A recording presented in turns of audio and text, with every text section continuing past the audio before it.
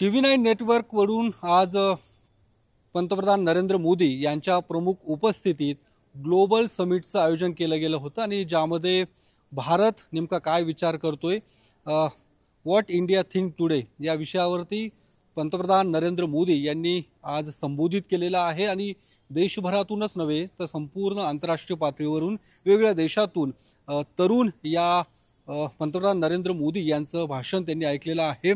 आज आपण पुण्यातल्याच पुणे जिल्हा शिक्षण मंडळ या संस्थेच्या अण्णासाहेब मगर या महाविद्यालयात या ग्लोबल समिटचं आयोजन केलं होतं, ज्याला सर्व विद्यार्थी सर्व या ठिकाणचं जे काही स्टाफ होता तो देखील याला उपस्थित होता। सर, काय नेमकी तुमची प्रतिक्रिया आहे? तुम्ही देखील आज पंतप्रधान नरेंद्र मोदींचं भाषण ऐकलेलं आहे आणि मोदींनी ज्या पद्धतीने एक विजन ठेवलेलं आहे 2047 मध्ये देश नेमका कुठे असेल, तुम्ही कसं पाहताय या सगळ्या मोदींच्या भाषणाकडे? नमस्कार। खरं पाहिले तर एक वेगळ्या स्वरूपाची कन्सेप्ट TV9नी मीडिया हाऊसची आमच्या विद्यार्थ्यांसमोर मांडली। ही पहिल्यांदा मला वाटतं आमच्या विद्यार्थ्यांना आजच्या काळाचे एक वेगळं काहीतरी पाहण्यासाठी मिळालं। मोदीजींचं वक्तृत्व एकदम उत्तमच आहे।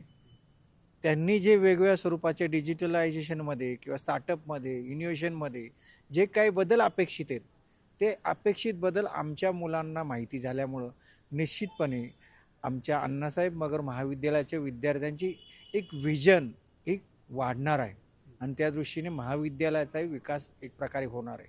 खरं पाहिलं तर भारत महासत्ता होते, या महासत्तेमध्ये हा कशा पद्धतीने भारत पुढे जाणार आहे त्या दृष्टीने त्यांनी जी वेगवेगळ्या स्वरूपाची आकडेवारी सांगितली निश्चितपणे मुलांनाही प्रेरणादायक ठरणार आहे। ह्या स्वरूपाचा कार्यक्रम पुणे जिल्हा शिक्षण मंडळाच्या अण्णासाहेब मगर महाविद्यालयामध्ये TV9नी जो दिला त्याबद्दल मी त्यांचे हार्दिक आभार व्यक्त करतो। धन्यवाद। काय ज्या पद्धतीने मोदींनी एक विजन ठेवलंय की आज देश 5व्या क्रमांकावर आहे, आर्थिक ज्या पद्धतीने आपली अर्थव्यवस्था नंबर 1ला आणण्यासाठी प्रयत्न सुरू आहे, काय या सगळ्या मुद्द्यांकडे तुम्ही नेमकं कसं पाहता? विकसित भारत होण्यासाठी सर्व तरुण वर्गाचं योगदान त्याच्यामध्ये असलं पाहिजे, तरच हे सर्व शक्य होईल हे मोदीजींनी सांगितलेलं आहे। गेल्या 60 वर्षांमध्ये देश कुठे होता आणि आत्ता नेमका देश कुठे आहे हे देखील आजच्या भाषणात मोदींनी तो मुद्दा मांडलेला आहे। तुम्ही नेमकं कसं पाहता या सगळ्या मोदीजींच्या ज्या मुद्द्यांकडे किंवा मोदीजींनी जे विजन ठेवलेलं आहे त्याकडे तुम्ही नेमकं कसं पाहता? गेले 10 वर्षामध्ये तांत्रिक जी काही प्रगती आपण केलेली आहे आणि त्याचाच परिपाक म्हणून आपल्याला आत्ता हे दिसतंय की आपण जी काही घोडदौड सुरू केलेली आहे आणि त्या घोडदौडीमुळं आपण नक्कीच पहिल्या 5 इकॉनॉमीज ज्या आहेत त्यामध्ये तर असूच, परंतु जे मोदी साहेबांचं जे स्वप्न आहे की पहिल्या 3 इकॉनॉमीमध्ये आपल्याला प्रवेश करायचा आहे ते देखील लवकरच 2030 पर्यंत ते साध्य होईल असं वाटतं। नक्कीच काय तरुणांचा देश म्हणून आज भारत ओळखला जातो आणि 2047 देखील तरुणांचंच असेल अशा पद्धतीने आज मोदींनी आपल्या भाषणात म्हटलेलं आहे। काय वाटतं की काय बदल या पुढच्या काळात होणं अपेक्षित आहे किंवा मोदींनी जे विजन ठेवलेलं आहे ते या पुढच्या काळात पूर्ण होईल का? काय नेमकं तुम्हाला काय वाटतं, काय नेमके आव्हानं त्याला काय असणार? मोदीजींनी आपल्या भाषणातून तरुणांकडून अपेक्षा व्यक्त केलेल्या आहेत। तंत्रज्ञानाचा वापर करून असेल, शिक्षणाचा वापर करून म्हणजे जास्तीत जास्त तांत्रिक इफिशियन्सी तांत्रिक ज्ञान संपादन करून तरुणांचं योगदान कसं वाढेल याकडे मोदीजींनी अपेक्षा व्यक्त केलेल्या आहेत। नक्कीच। आता काय तुमचं काय, तुम्ही पण भाषण संपूर्ण ऐकलेलं आहे आणि या सगळ्या याच्यात संपूर्ण देशभरातले प्रमुख लोक या समिटमध्ये सहभागी होते आणि TV9 नेटवर्कच्या माध्यमातून हे समिट आयोजित केलं गेलं होतं आणि ज्यामध्ये मोदींनी अगदी स्पष्टपणे आपली भूमिका मांडलेली आहे। ज्या पद्धतीने गेल्या 6-7 वर्षांमध्ये जी डेव्हलपमेंट देशात झालेली आहे, मग ते पासपोर्टचा मुद्दा असू दे किंवा इतर छोटे मोठे जे मुद्दे त्यांनी उपस्थित केलेला आहे त्याबद्दल तुम्ही काय? जागतिक पातळीवरती जगाकडून भारताकडे कसं बघितलं जात आहे हा मुद्दा त्यांनी घेतला आणि एकूणच आज जग भारताकडे डोळे लावून पाहता आहे।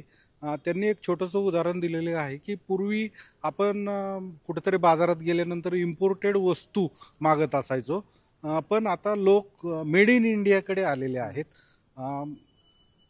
पूर्वी आत्ता लोकल टू ग्लोबल भारत देश हा जगासाठी कसा आदर्श होत आहे आणि याचं मूळ ते आपल्या तरुणांमध्ये आहे. त्यांनी आणखी एक आपल्या इथलं उदाहरण दिलं की कोरोनाच्या कालखंडामध्ये आपण जी लस बनवली त्या लसीने जगापर्यंत त्याचा उपयोग झाला आणि एक मानवतेचा संदेश भारताकडून जगाला दिलेलं त्यांनी सांगितलं. अशा पद्धतीने एकूणच आजच्या स्थितीत युवकांना प्रेरणा देणारं त्यांचं हे भाषण होतं असं मला म्हणजे युवकांसह देशातल्या प्रत्येक नागरिकाला प्रेरणा देणारं आजचं पंतप्रधान नरेंद्र मोदी यांचं भाषण होतं आणि जे एक विजन त्यांनी या संपूर्ण देशवासियांसमोर ठेवलं, खास करून तरुणांसमोर, जे आज या सगळ्या समिटमध्ये ऑनलाईन असू दे किंवा प्रत्यक्ष जे तरुण जोडले गेले होते त्या तरुणांसमोर एक विजन प्राईम मिनिस्टर मोदींनी ठेवलेलं आहे. ते निश्चितच 2047 पर्यंत पूर्ण करण्याची जबाबदारी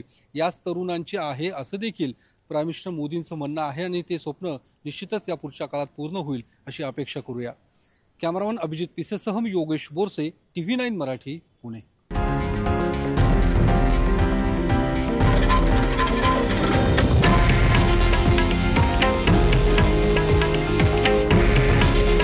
हे आहे देशातील नंबर 1 न्यूज नेटवर्क आणि आपण पाहत आहात TV9 मराठी. काळजी तुमची, हित महाराष्ट्राचं.